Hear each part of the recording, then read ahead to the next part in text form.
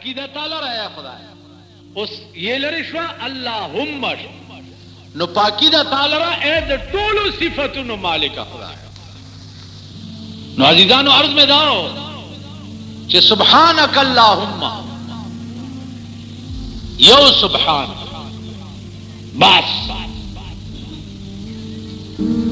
کده دې په وزن پوي شوي سبحانك د دې په وزن پوي شوي په خدای قسم چې جواب بل خبره بیا ونکي د یو سبحان الله په وزن کا پوي شوي. د بخاری شریف اخیری نه حدیث اخیری نه چې بخاری په ختم شوه هغه وایي دو کلمې دي دو کلمې کلمتان خفیفتان علی اللسان ثقیلتان فی المیزان. دو کلمې دي په جبه ډېرې آسان او د میزان په تله کې به د قیامت په ورځ د احد د غرونو غوندې پرتی د میزان تله چې ستا نیکي او بدي تللی شي نو دا دوه کلمې به د احد د غرونو غوندې راشي او د نیکۍ په تله کې به واچولی شي. کومې کلمې دي؟ سبحان الله وبحمده سبحان الله العظیم. په ژبه ډېرې اسانې او د میزان په تله کې به د احد د غرونو په شان کېښودل بجای د دې چې زمونږ خولې نورې خبرې کوي نو دا ژبې ولې په دې نه عادت کوو چې سبحان الله وبحمده سبحان الله العظیم. بل هم لا څوک شته چې د هغې پاکي څوک بیان کړي؟ څوک شته؟ حضرت مدنی رحمت اللہ علیہ بچہ تا چھ درود شریف خودا نو آغا بوئی چھ درود وائی نو دا درود وائی اللہم صلی علی محمد وعلی آل محمد عدد ما فی علمک وعدد ما تحب وترضى.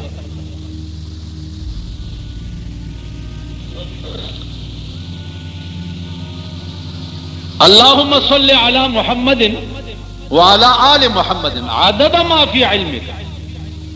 خدا پا پیغمبر تا رحمت لے گا سمرا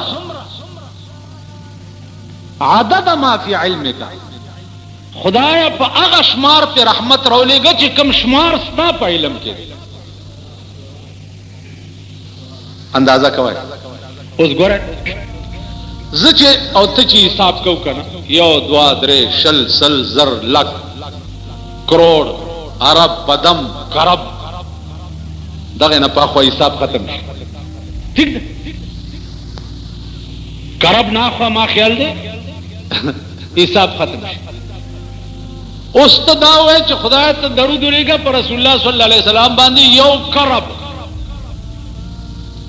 ونه کربم لګ ده خدا زه انسانم او د انسان شمار چې ده هغه یو حد باندې ختم شي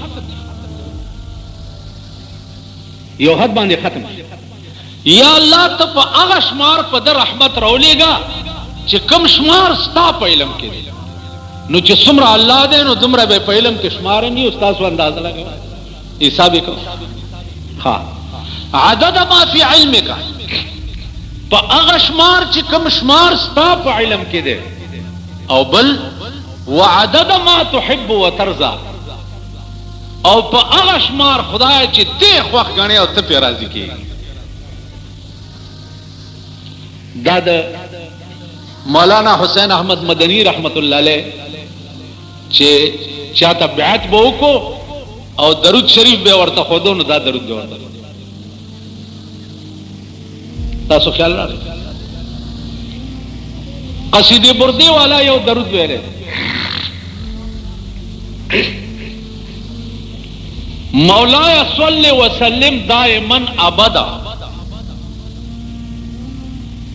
اندازہ کوئی مولایا صلی وسلم دائما ابدا علی حبیبک خیر الخلق کلہم. یا اللہ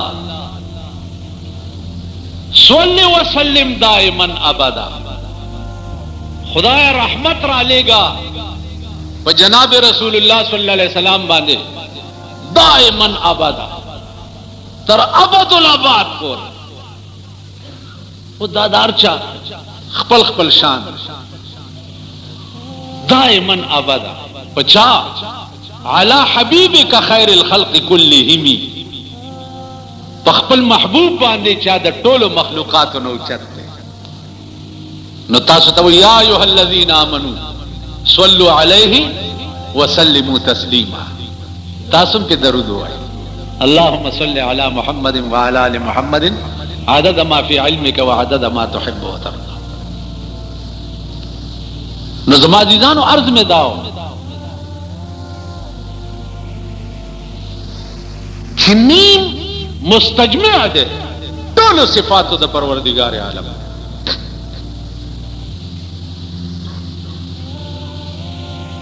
وبحمدک پاکی دا تعالی را اے د ټول صفاتونو مالک خدای. وبحمدک وتبارک اسمک بلم سوکشتا چې داغه نوم مبارک سوکشتا.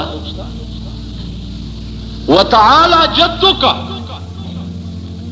بلم سوکشتا چې داغه شان اوچت. ولا اله غیرک اے اللہ ستانا بغیر بل سوکشتا نا بل لازم. دا مقام دا عشاق دا عشاق عالم دائی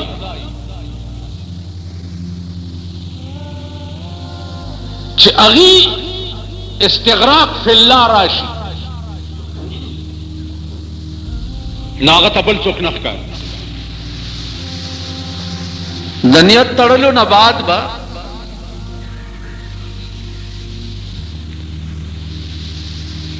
تاسو سبحانک اللہم وائی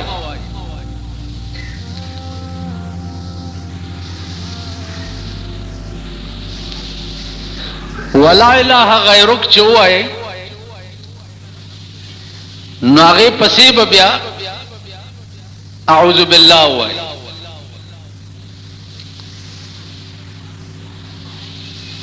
اس سوال دا دے چی دلتا دا اعوذ باللہ ویل ضرورت سدے دا اعوذ باللہ ویل ضرورت دا دے چی مخ کی چونکہ قرآن شروع کی او قرآن کریم چے سڑے شروع کئی نو اللہ ویلی دی چے تاسو قرآن شروع کوئی نو فاستعذ باللہ اعوذ باللہ وی.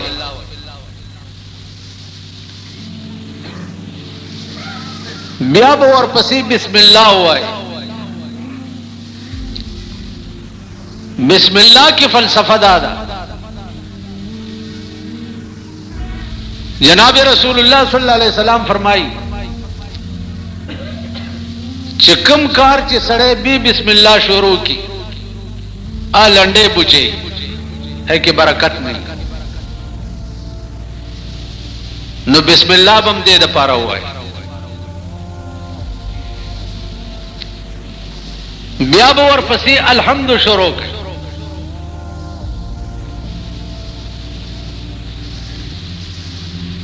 الحمد ابتدا نوالا تر ولدوالین پورے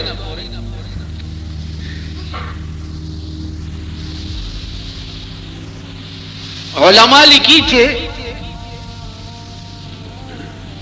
دی الحمد تا سورت فاتحہ وائی.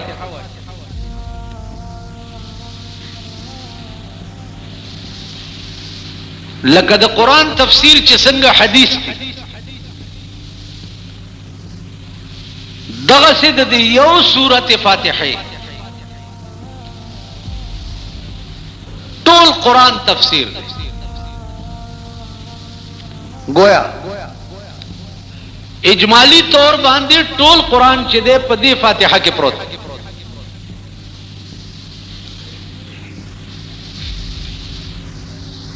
نو اول بتوئے الحمد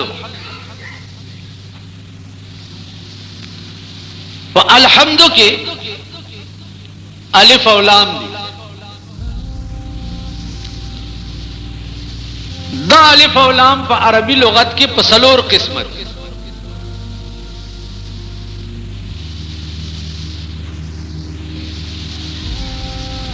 उस अगसलोर वाला किस्म की तासो तालिब या आलिम न बगैर वो न पोए गई। यो किस्म हमने पेज नहीं।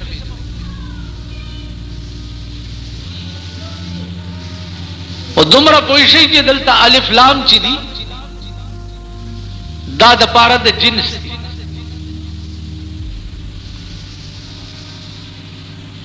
अल्हम्दु जिन से सना सिफत चे चिनामय सना व सिफत वी अगर चालर लिल्लाहि रब्बिल आलमीन। उस दलता इब्तिदा द कलाम अल्लाह पर लफ्ज़ हमद बांधे होगा।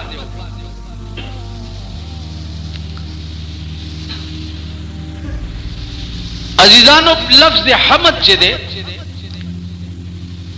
पर अरबी जबा की द चा द तारीफ कोलो द पारा पर अरबी जबा की द हमद न उच्चत लफ्ज़ अडुबल शता दे।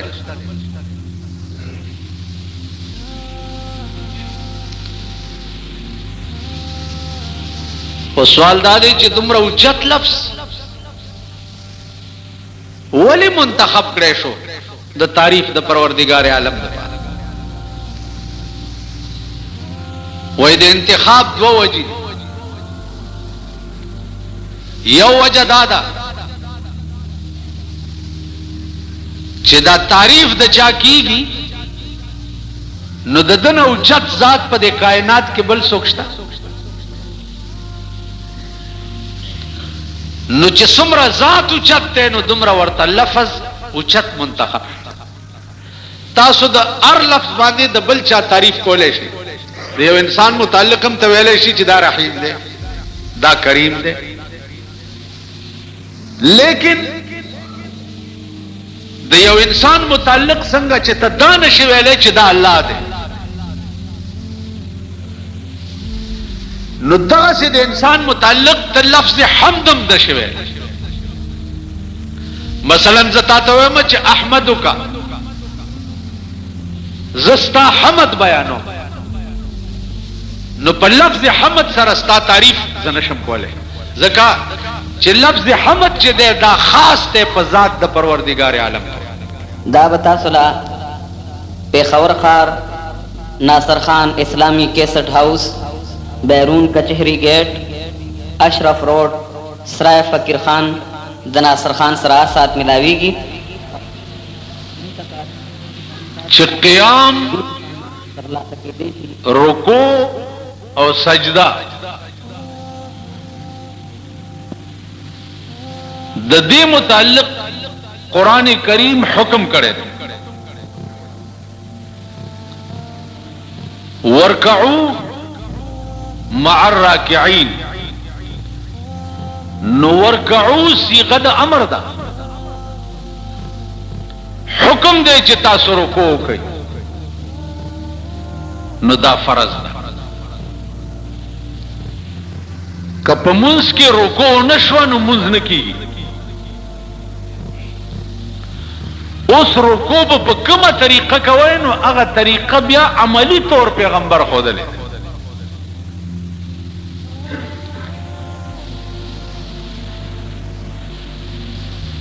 क़याम पर मुंस के वलाड़ा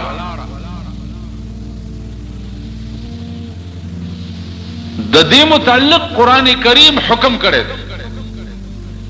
क़ूमू लिल्लाहि कानितीन नुक़ूमू दाहम अमर दे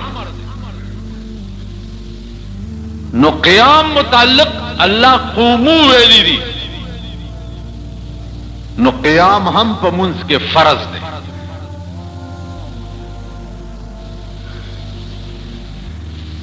सजदा वस्जुद ورپسې غالبا وقترب دے نو وسجد دا هم امر نو سجده هم په منځ کې فرض گویا قیام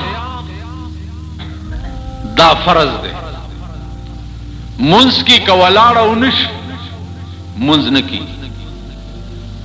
رکو دا فرض دا که رکو نشوا منځ نه کی سجدہ دا فرض دا که سجدہ نشوا منځ نه کی اس قیام فرض دے دا تکبیر اولانا رستو ولاړه چې دا فرض دا اوس په دې ولاړه کې هغه سوایل چې دي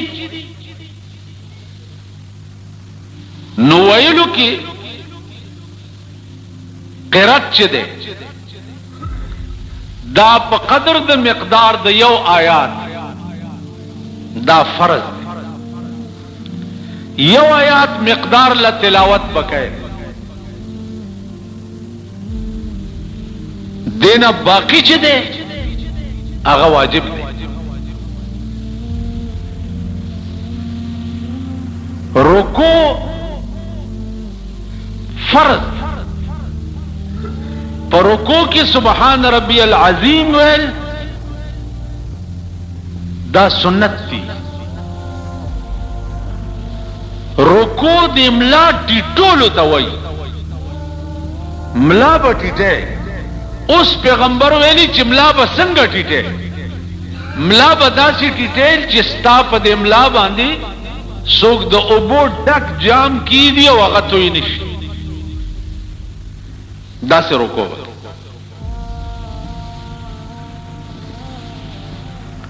اس چی ٹیٹ شوی فرض ادا شو سبحان ربی العظیم دیونوی سنت ترک شو فرض ادا شو تندے لگول پزمکا باندی دا تعریف دا سجدے دے دا سجدے تعریف دا دے وضع الجبہت علی الارض سجدہ ستوئی تندے پزمکا لگول دیتا سجدہ ہوئی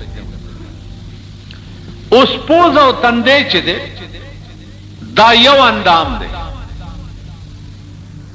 تندے او لگے دو پوز او چتا پاتے شو ہم سجدہ کی گی لیکن لگے با دوارا بیا بازی وقت کی کتاسو خیالو کی دا پٹکی داول یا ٹوپای سڑی تر دے سترگو راٹی ٹکڑی یخنائی کی نو د سجدہ دا پٹکی پوالو لگولا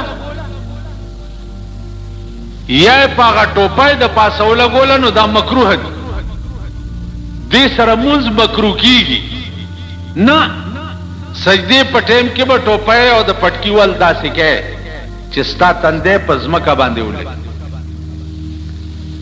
بیا با سجدہ پا دسی شی لگے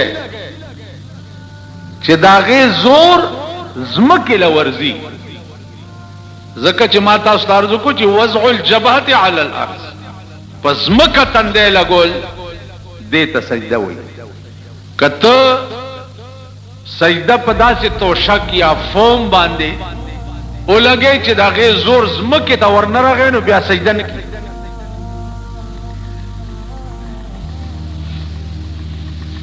نو عرض داو چې دی کې با ډیر احتیاط کوي نو قرات په مقدار د یو آیات دا فرض سورۃ فاتحه لوستل واجب دی ورسره زم د سورۃ چې ده دا واجب دی یو آیات مقدار لچ ده دا فرض قاعده اوله په منځ کې دا واجب ده. که قاعده اوله ترک شو نو آخر قاعده کې بس سجده ساوه وکي د دې جبیره به وشي. سجده ساوه په کومو صورتونو کې واجبېږي؟ عزیزانو مونږ منځونه خو کوو لیکن هغه قواعد د مونځ چې دي هغه مونږ ته نه راځي. هغه ضروریات د صلات چې دي مونږ ته نه راځي. پنج بنا د اسلام دا فرض منز حج زکات روجا او کلمه په ټول عمر کې یو ځل لا اله الا الله محمد رسول الله ویل دا فرض دی په ټول عمر کې. باقی ویل چې دی هغه سنت او مستحب او د ثواب په درجه کې. لیکن ټول عمر کې به یو ځل دا اقرار کوي چې لا اله الا الله نشته د معبود برحق الا الله مگر دغه یو خدای دی او محمد رسول الله دا د خدای رسول او د خدای پیغمبر دی. نو یو ځل په ټول عمر کې ویل چې دی دا فرض دی. اوس څنګه چې منځ فرض دی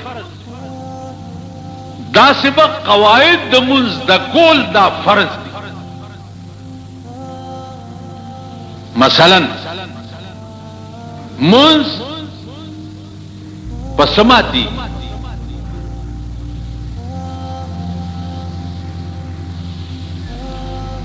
یو سړی مانا تپوسو کو چې یو سړی دی په ځنګل کې شپه ده ماسخوتن منځ کوي. اوس هغه ته دا پته نه لګي چې قبله کوم طرف ته ده او قبله ته مخ کول چې دي دا خو فرض دی. به څه کوي؟ څوک شته نه چې تپوس دی وکړي چې قبله کوم طرف ته ده.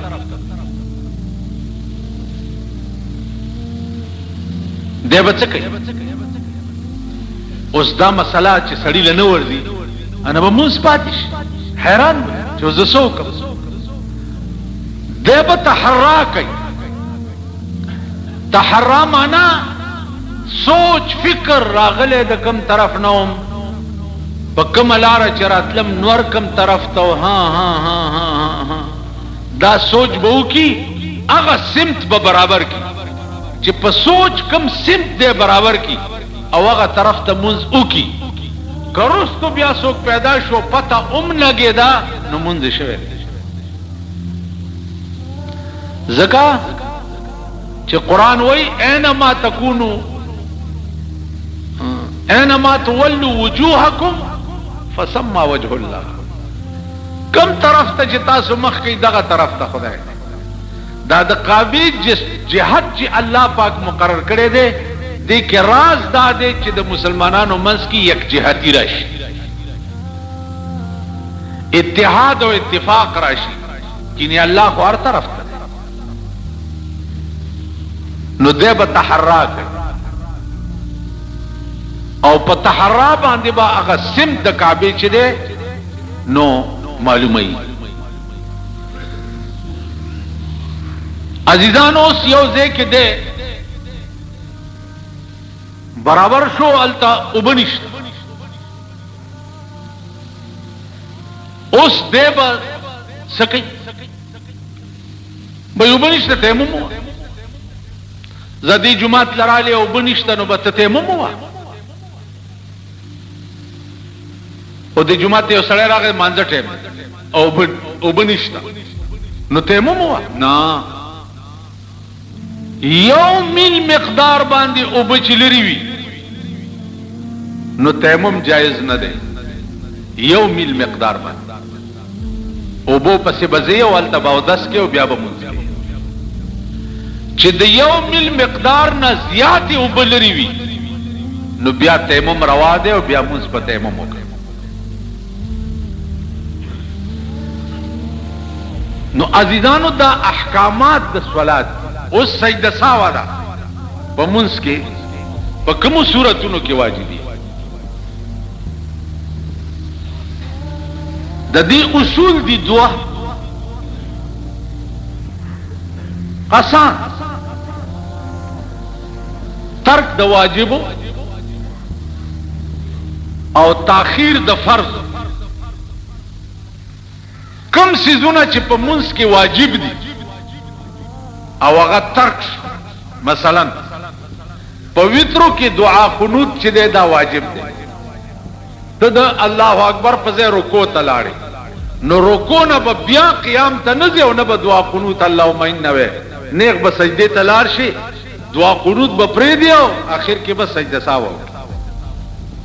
یا قاعده اوله واجب ده، ته دویم رکعت نه چې راپاسې دي کېنه ناستې ولاړې ته پاسې دي.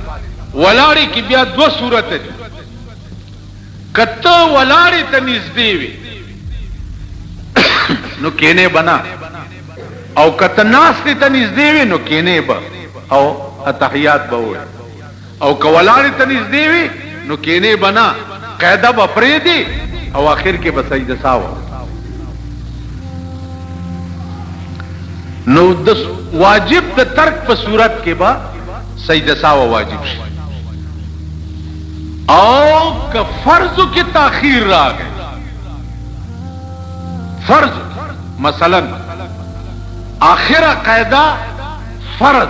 نو عزیزانو په دې ګریوان کې لیک سوچو کوي چې موږ سره پیدایو، موږ ته سکول پکار دي او موږ سکو لګیایو او زموږ انجام بچي زوب کم طرف ته. نو قرآن سره رابطه او تعلق پیدا کوي. کوشش کوئ چې سکار د دنیا کوئ چې د قرآن مطابق وي او د مرګ نه وروسته دا قرآن هم په کار راشي. واخر دعوانا ان الحمدلله رب العالمین. پیغمبر چې د معراج په شپه جنت ته لاړو، جنت کی ګوري را ګوري پدې کې او چمک وشو.